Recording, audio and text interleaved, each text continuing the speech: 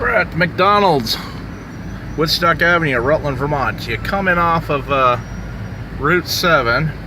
Say you're coming down off the mountain. Well, there's no way you can get to the drive-thru. They have these stupid barricades up. So if you come through the drive-thru this way, basically you have to circle the store. Let's do this. You have to circle the store, and then in order to get your food, you got to come back around. So,